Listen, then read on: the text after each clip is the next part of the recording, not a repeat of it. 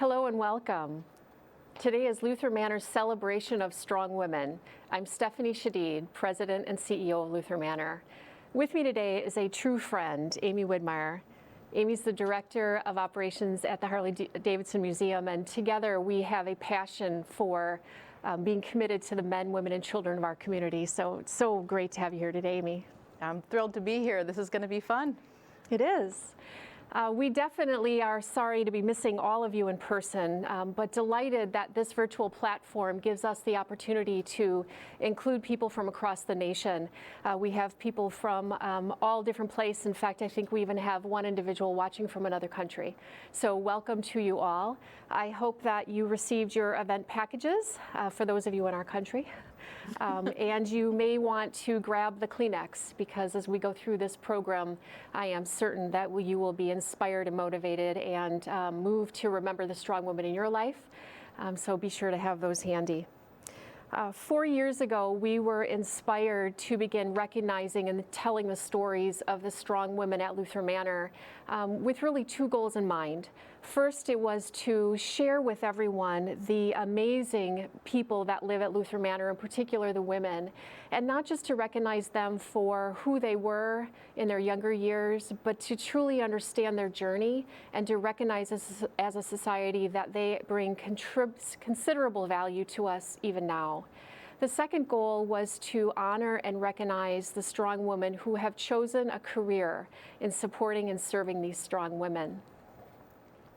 I'm excited to that point to welcome a group of students who are joining us today from Eau Claire's Health Administration School today. These are young men and women who are seeking a career in this field, and I hope that those of you watching truly take away that inspiration and solidifies your commitment to working with older adults. To just start us off, we want to thank a few of our sponsors. Johnson Financial Group, M3 Insurance, thank you Chris and the whole team there. Angel Marketing, the Nick and Harry's Bar and Grill. Thank you to our board member Andy Vetter and his wife Lisa, and also to our board member Elizabeth Benz and her husband Peter. We have several people who generously donated seats so that we could host watch parties all across Luther Manor today. So a shout out to everyone at Luther Manor, our honorees, who I know, the men and the women supporting all of them. Thank you to the staff who are making that possible. I hope you're having as much fun as Amy and I are having today. One special shout out, because I thought this was really so indicative of the purpose of our event today. Want to shout out to the team over at Custom Pack. We received an email from Dan Berg that he was hosting a watch party in honor of all of the strong women at his company, and I just thought that was so tremendous. So hello to everyone at Custom Pack, and thank you, Dan, for your support. This event would not be possible without the leadership of Sherry Swenson. For those of you who know Sherry, she's behind the scenes. I wish we could get her in front of the camera, but it was because of Sherry's leadership that this event transitioned so seamlessly to a virtual event. Sherry had the honor of interviewing all of our honorees today, and I'm sure you will be able to imagine what a wonderful, wonderful honor that is. Also want to thank Dave Hahn, who is our marketing manager, and Dave was inspirational in the design of the entire event, and also in collaborating with the folks at Studio Gear and making sure that this production was both enriching and went off pretty well. So you may notice that something's a little bit different this year, well, in addition to being virtual. Over the course of the pandemic, Luther Manor was forced to close down all of our beauty salons on campus. So, like we've been agile throughout this entire pandemic, we engaged a local artist, her name is Annabelle Gimmel, to help create illustrations of all of our ladies. We just want to show you these. Here's ours. This is me, there's Amy. Hi, I'm Annabelle Gimmel, the illustrator behind this year's Strong Women. I was so instantly inspired to take on this project to illustrate the portraits of these women. I'm a mother to a beautiful little 3-year-old girl, and ever since having her, it's been so clear to me how strong all women are. I want her to know she can be anything, and getting to take on projects like these show her not only how amazing these women and their stories are, but how capable and strong she is and will be one day. Thank you so much for allowing me to illustrate all of these strong women, and I hope you can enjoy a small little look into my work. Thanks so much. Thanks to Annabelle, and what an inspiring young woman in and of her own right, and she's looking to inspire her 3-year-old daughter. In just a few short moments, you'll hear about one of our honorees who's 90. So we really are it's remarkable that strong women across all the generations. I just want to give one other shout out back at Luther Manor to really bring this full circle. Happy birthday to Marge Jothan this coming Saturday. Marge is turning 102. We appreciate and so value everything you do at our organization and for the inspiration you bring us every day. So happy birthday to Marge. Okay, one more note, and then I'm going to turn it over to Amy. All of the proceeds from today's event, including the donations that we will ask for at the end of this program, go to support the Luther Manor Foundation. The Luther Manor Foundation for the last 15, 20 years has provided valuable resources and gifts and grants to Luther Manor to ensure that we are the forever home for Luther Manor's residents. So thank you very much, and thanks to Sherry again for her leadership. Yeah, for sure. Definitely my own shout out to Sherry too. She's here with us today for her support in live. And thank you again for inviting me to join this today. I feel like it's going to be a wonderful celebration of our honorees, but also really a celebration of the Luther Manor community. Right. It's been a tough year. That's probably an understatement. And you know, we have all probably heard a bit in the news about the impacts and the challenges to communities like Luther Manor. But I don't really think we could really totally understand what that's like, having not experienced it. And I know when we first gathered to prepare for today and to prepare for this event, you know, the first thing I wanted to know is, how are you all doing? Right. What has that been like? And so we're going to share a little bit about that with you all today. And then we'll also then get into the journeys of our terrific 7 Strong Women honorees. Yep. And we're looking forward to doing that. So without further ado, we're going to dive into this part of the program, and then we'll be with you again afterwards to celebrate some more. Feel free to keep chatting away and enjoy, and as you said, get the tissues out. These are some amazing women we'll be hearing about. Stephanie, you know, when we were preparing for today and to think about this event, I couldn't help but thinking about what this has been like for Luther Manor and the staff and the residents and you. So tell us a little bit about how that's been. Sure.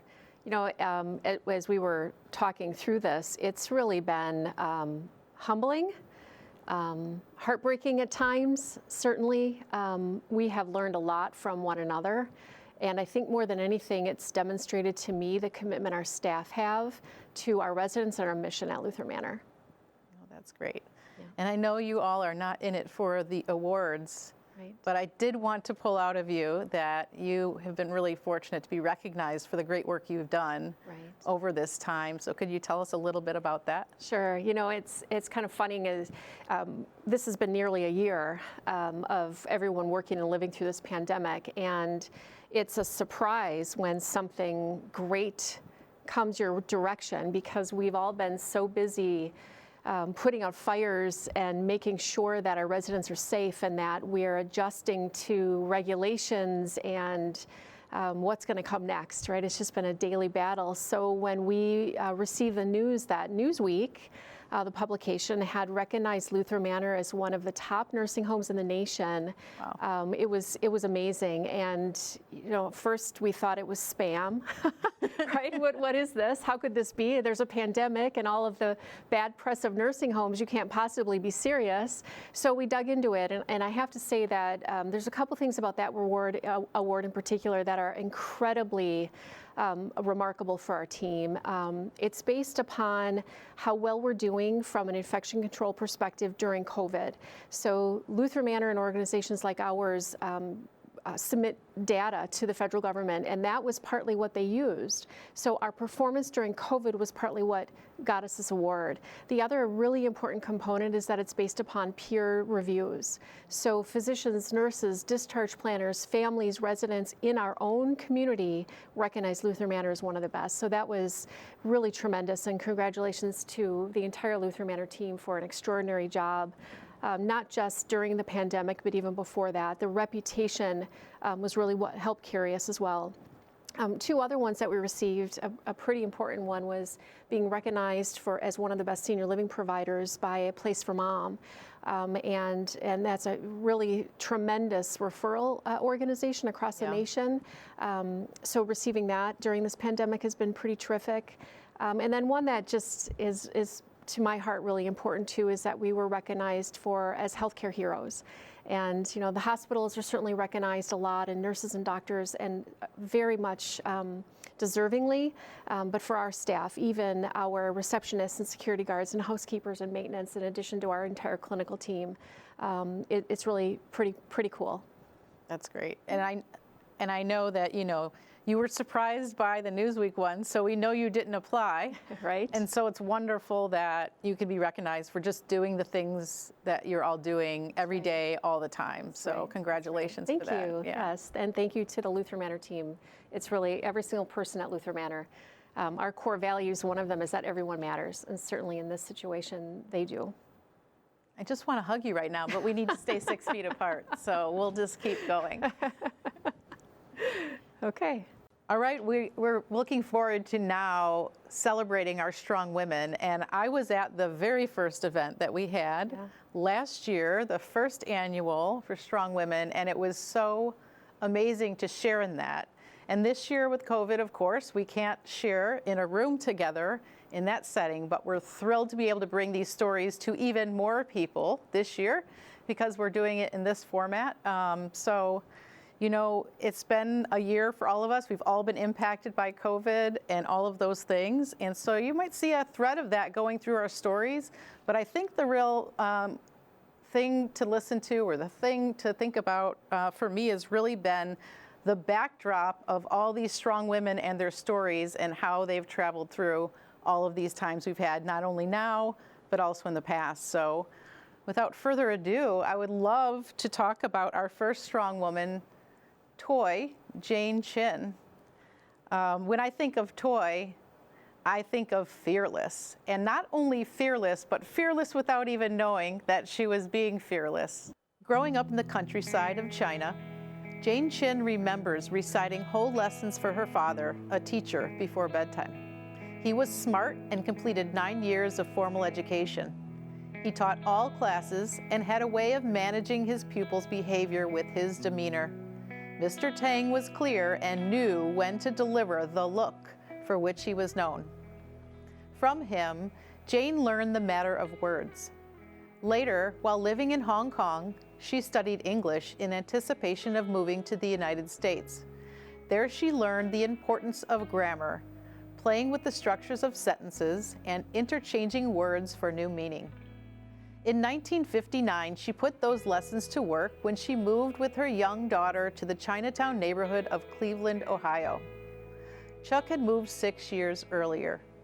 She remembers the relative ease with which they settled on 21st Street near 2 grocery stores in a community of other Chinese people. Jane laughs at the memory of her daughter, Mi Li, as a fearless 6-year-old playing hide and seek with a new friend. Learning the past, present, and future tense of words, Mi Li kept asking her friend, "Where are you going?" instead of, "Where have you been?" The friend kept answering, "Nowhere." I was so frustrated because I wanted to know where she had hid, Mi Li remembers of the story that still makes her mom laugh. When asked if she would describe herself as fearless, Jane said, "That depends on the circumstances." Coming to America, she said, I wasn't scared at all.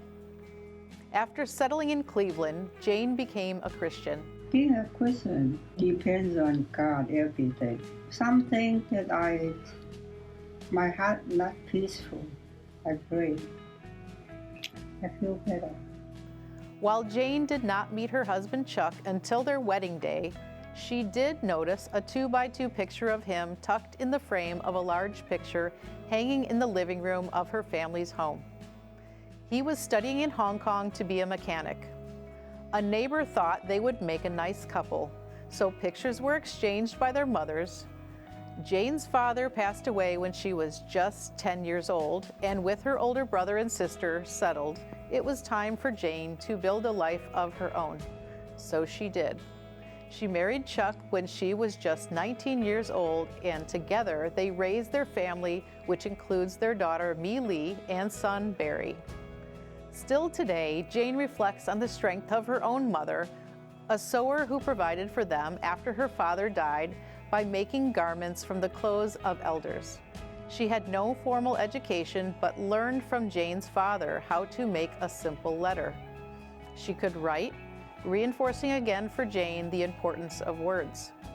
She has always valued education and encouraged us to get a good education, said Mi Lee. She values this about her mom and has passed this along to her own children. Jane followed in her mother's footsteps, becoming a sewer as well. Mi Lee remembers needing a dress for her senior year in high school. Jane worked until 4 a.m. to finish it in time for Mi Lee to wear that day, and then left for work at 7 a.m.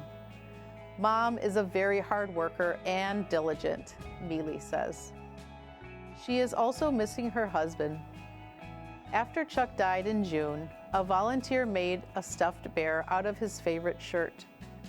This was on his skin, Jane says, touching the bear. When I'm holding it, I'm close to him. What a remarkable lady, and I just love the genuine, wonderful effort of creating something that reminds her of her husband and honoring her ability as a sewer. I mean, that's what a wonderful, just delightful gift. When Joyce Heinrich decides to do something, there is no stopping her. The decision to move to Luther Manor in 2010 was made in anticipation of more support for her husband, whose health was beginning to decline. When he died before they moved, she continued with her plans, surprising friends who thought she should wait. Joyce's mind, though, was made up, and she never looked back. The strength just simply comes from within, from things like the scriptures and, just everyday living. Moving was the beginning of a new and exciting chapter in Joyce's life. She became a marquee actress with the Terrace Players, helping to establish performance formats that allowed actors to read their lines rather than have to remember them, building confidence in herself and her neighbors to take part. It was a great, fun time, Joyce says. As a panelist, she spoke about her participation in Luther Manor's groundbreaking production of The Odyssey, when a book by the program's director, Professor Ann Basting, was published. Joyce's presence as a strong woman was further recognized when she became one of the voices in Luther Manor's radio promotions. Growing up in Wauwatosa, Joyce was inspired by a high school teacher to study English at Carroll College. A poet, storyteller, and writer, Joyce continually looks for opportunity to weave together words, including with UWM's student artists in residence who facilitated writing and sharing sessions at Luther Manor.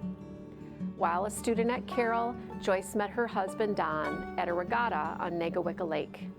They both raced seaboats and were married in 1950.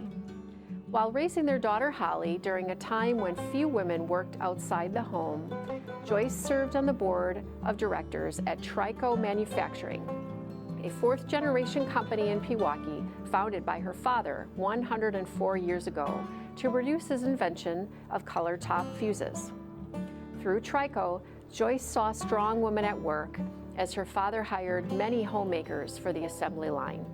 The ability for women to make a difference was reinforced by her mom, who volunteered at Luther Manor before moving into the Terrace E building as it was being built.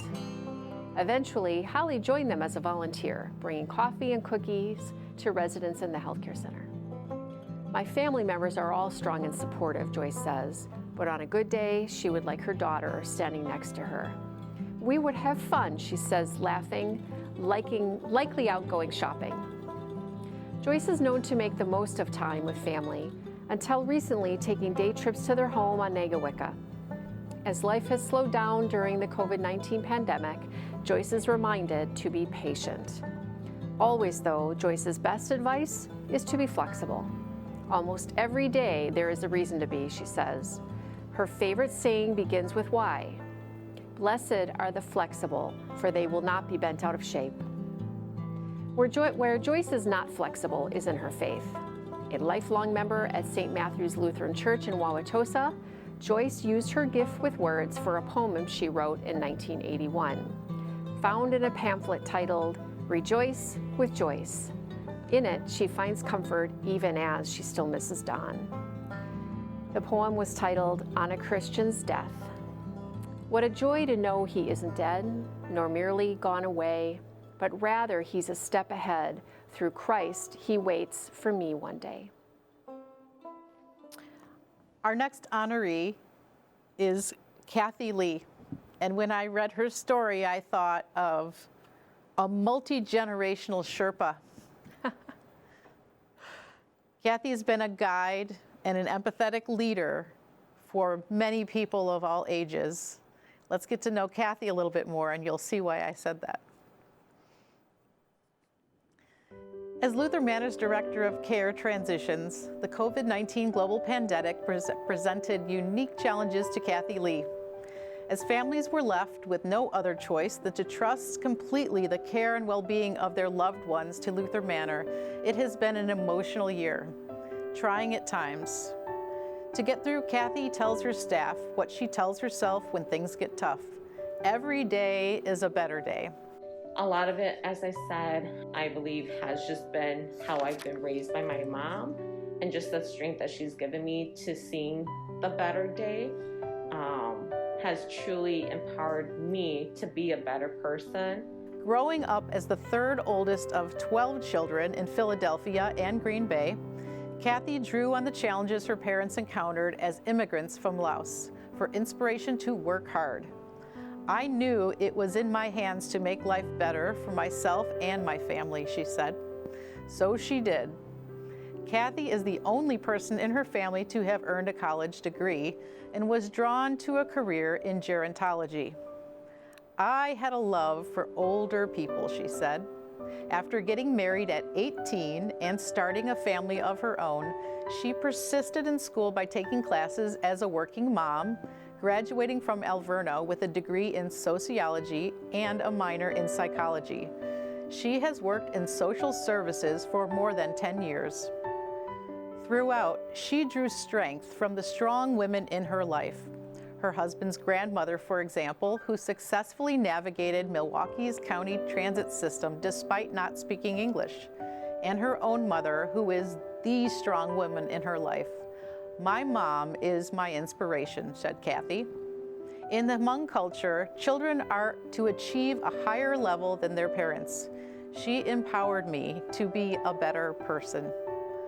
Also important in her culture is family. Traditionally, the wife of the oldest son cares for his parents in her home. Our parents raised us, she said. Not once did they complain. It is my turn to take care of them. At one time, there were 4 generations living with her and her husband, David, his grandparents, his parents, David and her, and their children. Kathy considers herself and their children blessed and is grateful to know so well their family's elders. She keeps the memory of his grandparents alive through traditional Hmong dishes that remind her family of them. Kathy speaks Hmong to her children and a collection of beautiful Hmong clothing that she enjoys sharing with them. Intentionally surrounding herself with generations of family at home and older adults at work has given Kathy the strength of perspective, which has been especially helpful in the past year. Every day we're working with families who have not seen their loved ones. That's probably the most heartbreaking thing. You truly don't know what they go through until you've gone through it yourself in your own home. And when it went through in my own home, and not being able to see that particular family member, it like tore me apart. I think after all of that, I truly got the meaning behind don't take things for granted, because you never know what tomorrow will bring. And I think that's why I live upon tomorrow is always a better day. Their youngest daughter, a 2-year-old heart warrior and strong woman in the making, struggled too. She connected with her dad by putting her hair and her hands beneath the door of the room where he was staying. "Can you see my hair, Daddy?" she would ask. "Can you see my hands?" Even with 4 kids between the ages of 2 and 13, parents for whom she cares, and in-laws who live with her, Kathy makes time to consider her own professional growth. She would like to earn her master's degree and encourages her younger sisters and nieces to follow in her footsteps. As a strong woman, she knows that crying and failing don't make a person weak, but present opportunity. Just as she found hers, she encourages the women in her life to do the same. Family first, though. When she leaves for the day, this empowered woman puts on her other hats of wife, mother, daughter, sister, aunt, and daughter-in-law. Kathy wears them well and with intention, staying strong to fulfill the obligations she considers as blessings.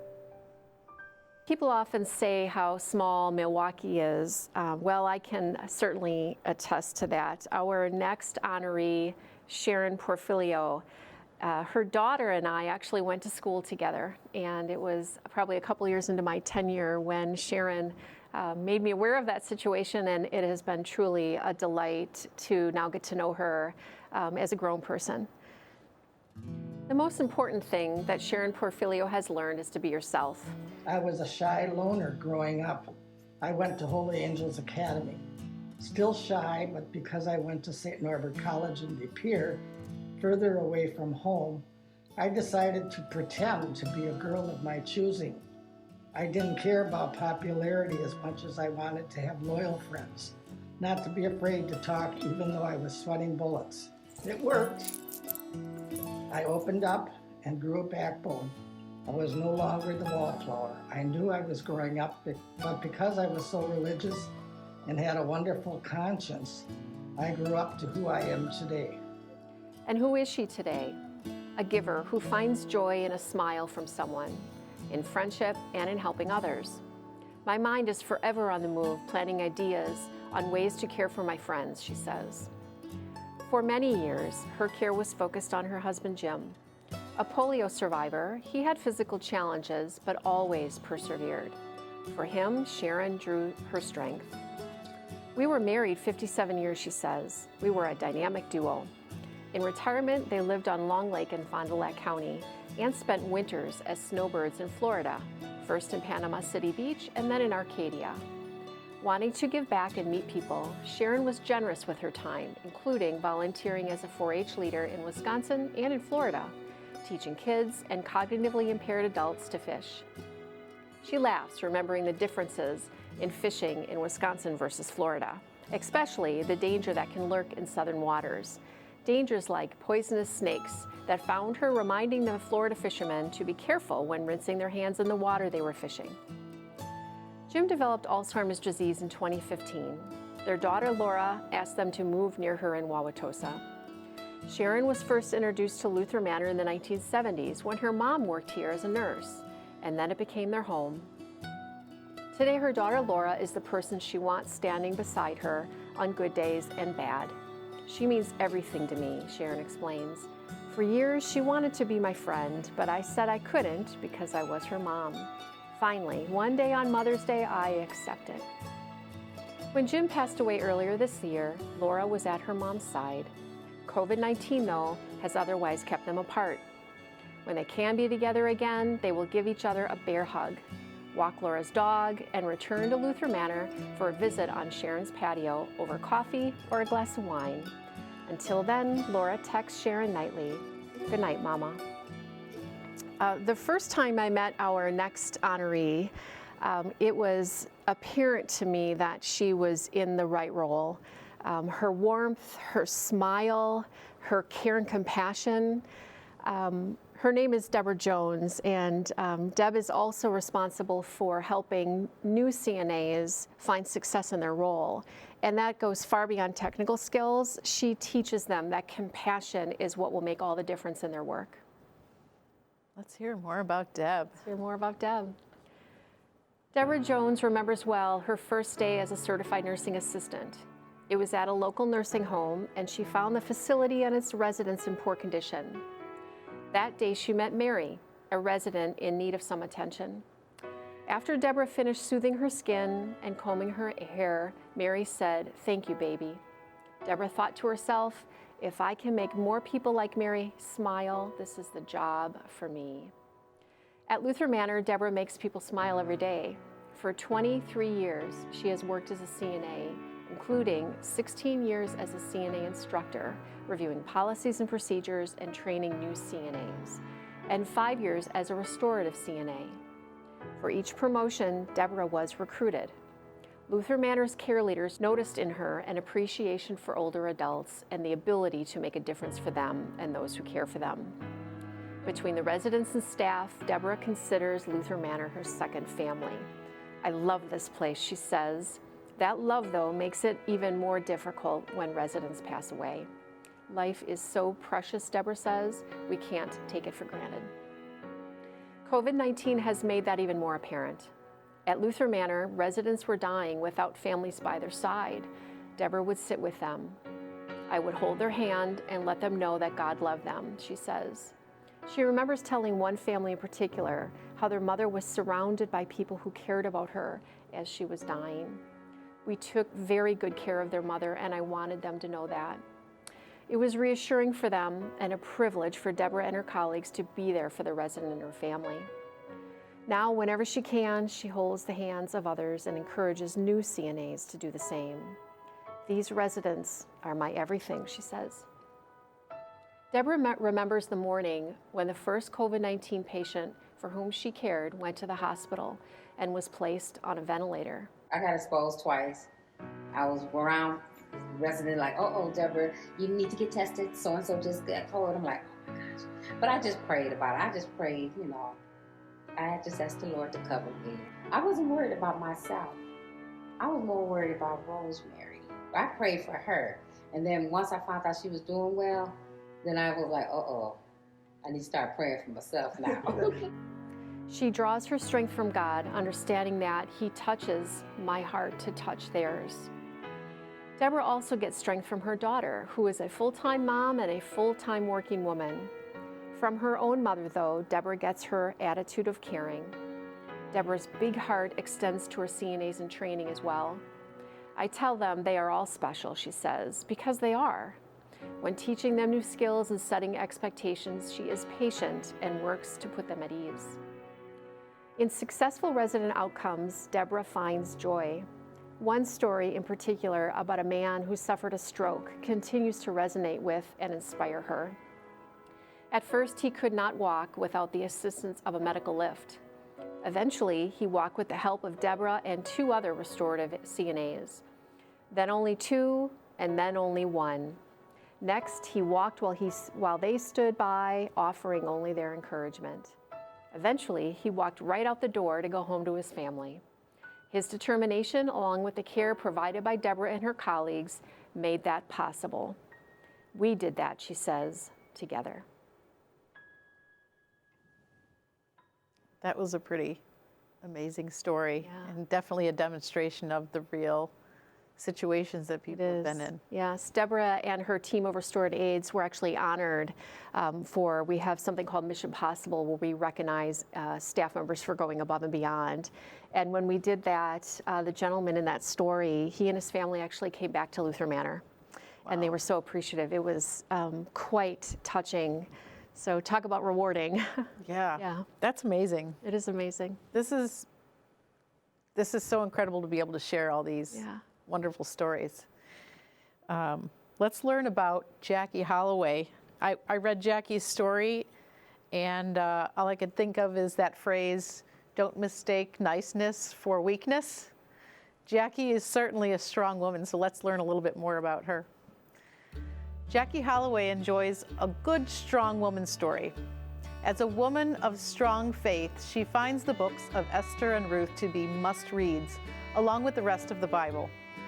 From that book, Jackie draws her strength, the rules by which she lives, and the perspective to remain positive during a global pandemic. God doesn't repeat himself, she says. In other words, like the Great Flood, this will not happen again. Born on Christmas Eve in 1930, exactly 1 year after her parents met, Jackie remembers a happy childhood growing up in Chicago. Her father was a hard worker who held many jobs to provide for his family. In 1941, he was a janitor at the Chicago Transit Authority, or CTA, when Pearl Harbor was bombed. With so many men serving in World War II, opportunities opened. That is how he became a bus painter. He retired after more than 30 years, but not before paving the way for other men in Jackie's family to join the organization. Jackie's oldest son was a CTA bus driver, retiring after 20 years of service. And today, one of his sons is a driver, making 3 generations of service to CTA. Her parents celebrated 67 years of marriage before her mom died at the age of 88. Jackie cared for her until the end. She was the person I knew first, Jackie said. Her parents endured a lot together, and Jackie remembers. But her mom had to be especially strong. She had no family in Chicago, Jackie remembers, but she made a home for them there. Now 90 years old, Jackie is the proud matriarch of 5 generations. Grandmother Jackie, as she is called, believes it is better to be wise than smart, and reflects on lessons from the book of Proverbs. Life is trials and tribulations, she says. When her children and grandchildren seek advice, she will offer it, encouraging them to listen with the sensible reminder that they have never been my age, but I have been theirs. It took me a long time. I didn't wake up one day when I was 8 or 9 or 10 or 15 or 20 years old and had this feeling like I have now. No, it took me quite a while to become spiritually motivated, and I'm still doing it every day, still doing it. Because the longer I live, the more I learn. I'm doing my best, and God will do the rest. With her husband Jack, she raised 4 boys, eventually moving to Milwaukee with her management position with Easy Painter. Here she became involved with the Lutheran Church Missouri Synod. After Jack died in 2015, she listened for God's direction about what to do next and was compelled to move to Luther Manor. While never imagining turning 90, Jackie believes there is so much life yet to live. You have to continue to grow to experience life, she says. That includes growing in faith and being true to who you are. I love being nice, Jackie said, but don't take advantage of me, and always look for the good in others. Some pretty good advice there. For sure. Yeah, Jackie is remarkable. When we talk about her being 90 years old, I think it's something we can all aspire to. Absolutely. Mm-hmm. Our next honoree is Julie Jolitz. One thing you will notice if you visit Julie's office is a artwork of a young woman standing boldly with her hands on her hips, wearing a cape.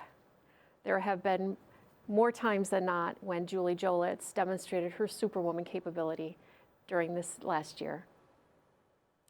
Julie Jolitz has experienced more loss than her strong exterior reveals. Her 2 brothers fell victim to muscular dystrophy, and she supported her oldest son as he fought for recovery from an addiction that took the lives of 6 of his friends. Her beloved Aunt Margaret passed in the midst of the COVID-19 pandemic, and her father died just before Christmas at the height of an outbreak going on at Luther Manor. With the levity that comes from knowing firsthand that life is hard, Julie doesn't allow herself to live there in sadness and in pain. Instead, she is, as her husband describes, resilient. Also, tough, fair, and quite a bit of fun. Accomplished in her work as an experienced chief clinical officer, she takes her role seriously. When the first case of COVID-19 entered Luther Manor, she cried. While explaining to her son in a phone call that it is her responsibility to keep residents safe, he listened and then asked, "So how will you fight it?" In answer, she's helped lead Luther Manor through an unprecedented global pandemic by focusing on the health and well-being of residents, staff, and families. As a result, the organization is stronger and better. "You don't let it win," she said. "You also don't let it control everything." As residents sought time with family, she opened the campus for compassion visits whenever possible, carefully balancing the risk of exposure with the reward of seeing loved ones. Local, state, and national leaders took notice, and Julie was placed on committees and teams to help other organizations find the same success in terms of COVID-19 infections. She credits her team. Growing up in Cedarburg, Julie was driven. She was the first in her family to go to college and strove to do everything her older brother could. When he got sick, she remembers what a gift it was to be a resource for him and her family. She remembers him telling the team at the rehab facility, "She runs healthcare." She tried to correct him, but he wouldn't allow it. So she let it be, knowing that he took comfort in her help and advocacy on his behalf. As a boy mom, Julie takes pride in her 3 sons. On good days and bad, she wants them by her side.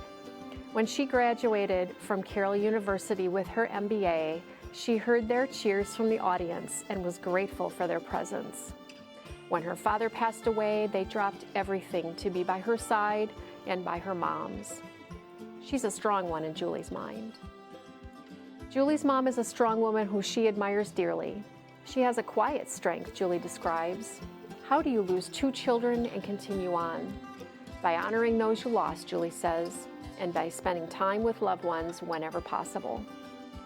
Years ago, Julie began a tradition of taking her parents and her aunt on an annual trip. They would visit family or destinations important to them. Memories from one trip that bring out Julie's signature laugh was a girls' weekend to Memphis, Tennessee, with her mom and her Aunt Margaret. She remembers the 2 of them, lifelong friends who spoke every day, on Beale Street, enjoying the music and crossing the street as quickly as they could with their canes in one hand and their purses in the other. It is in times like these that Julie chooses to live. I can't imagine what that must have been. Right.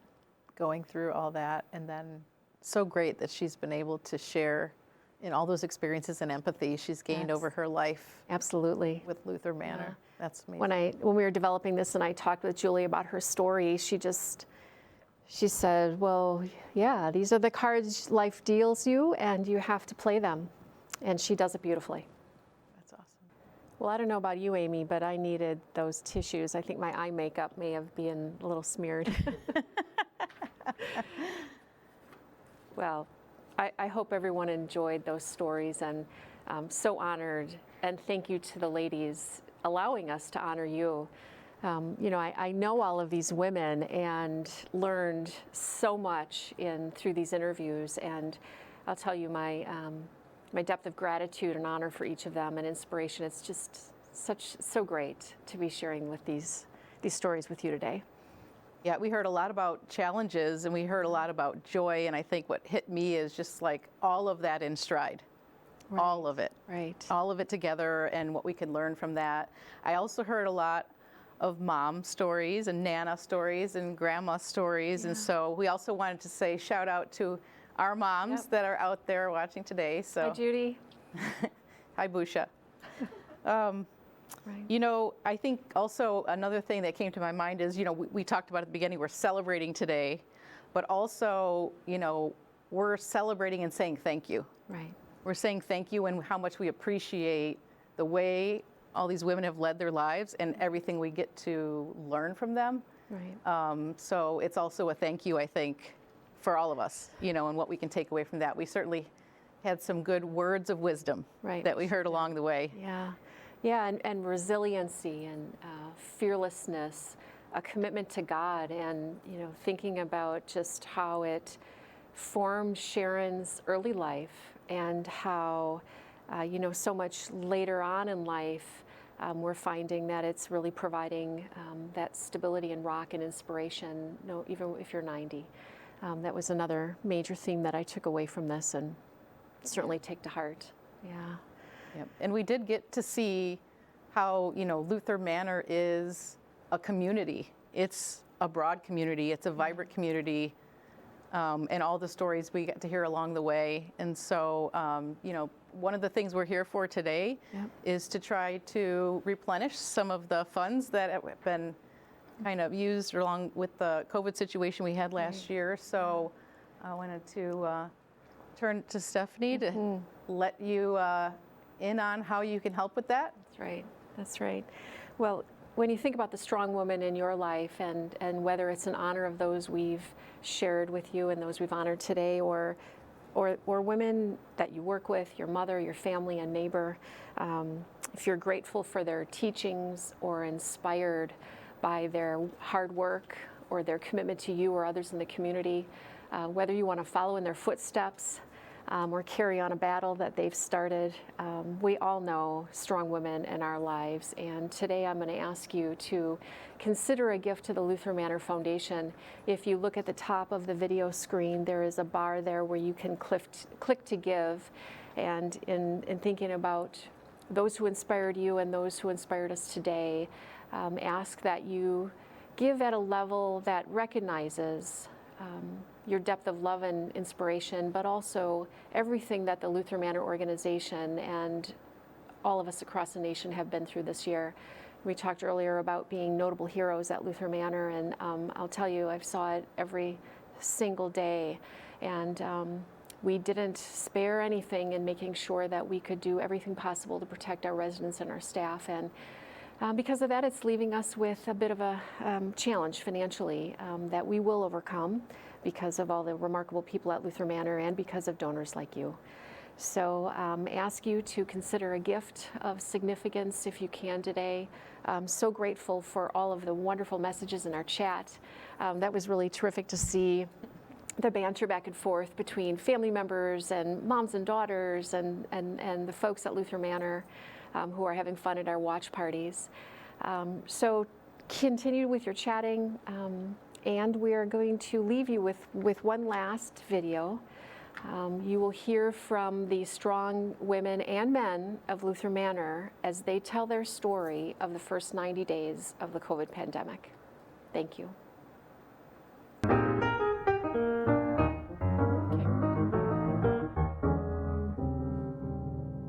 I think what really sets Luther Manor apart is that our mission here is a culture. It is embodied in each staff member to share God's love by enriching the lives of older adults. We continue to, time and again, reflect on our mission and our values. And the values were created by and with the staff. So believing that they believed it, we were able to rely on those values to demonstrate to them how valuable they were during this period of time. We decided that yes, we need to take care of our own that got COVID, but the team was more than willing and open to taking care of those in the community that needed us. Nobody else is taking care of these people, and our team was like, yep, that's what we do. We take care of those that need us. We love the residents here. I know I do, and they need to be treated the way we're treating them right now, and that's with a huge heart and God right along with us. I know that Roberta has done really great with the Manor March. She gets all these extra goodies for the residents over there, and they appreciate it so much. Katie over at the receptionist desk in the Park Terrace, I just saw her sewing a button on a shirt for one of our residents the other day who was unable to go out to the dry cleaners, and we take the extra time out of our day just to talk with them, just to let them know that they're cared about. Throughout this pandemic, I have seen staff come in every day, rise to the occasion, go above and beyond their typical duties, all to make sure that our residents have a great experience and that their lives can be enriched in the best and safe way possible throughout all this. To know that actually, even though people are wearing a mask, they can see, my dining staff actually smiling when actually delivering food to a room, or actually trying to be upbeat, or actually helping out and doing just the little things to make sure that they're okay. It's this is the passion that we have, and the little things that we do can make an impact. And in the big picture, it absolutely can. Whether they're taking on different roles, working more hours, Some staff were rolling hair. Our ladies were not happy about not being able to go to the beauty shop, especially the ones that went every week. So what Janice and Sharisa did is they went and gathered all the supplies that they could find. Some of them were unorthodox, like coconut oil for setting someone's hair, and they were so happy just to have their hair done. So that was above and beyond what they normally do. I saw staff embracing change overnight. It was clear that there weren't going to be other people around to do this. It was clear that families weren't coming in. So they embraced an expanded role because they know how much it matters to the residents. It almost seemed like staff doubled down on their commitment to the organization, but really to one another and to the residents. If I think about our caregivers going into a resident that's recovering from coronavirus, they're still going in there and providing that care. They could have made the decision not to. They could have said, no, I've read so much and I've learned so much myself off the internet or what have you that I can't do this anymore, but they haven't. And our staff has been there since day one. And the depth to which they would go to pick up shifts, heal the sick, risk their own health, do work that wasn't part of their job description, both with a sense of urgency and commitment and dedication. To me, that goes to the bottom line around the mission of the organization. I see the CNAs that will walk up and down the hall and just squeeze a hand because they know that it's hard. I see the activities staff every day because they do the window visits by my office, holding the residents' hands so they can spend time with their loved one and asking the questions and being there for them. So it's not just a mission statement, a set of words, but it's lived out in the actions not only of the staff, but also of the fellow residents, and that just brings us together more and more and gives glory to God.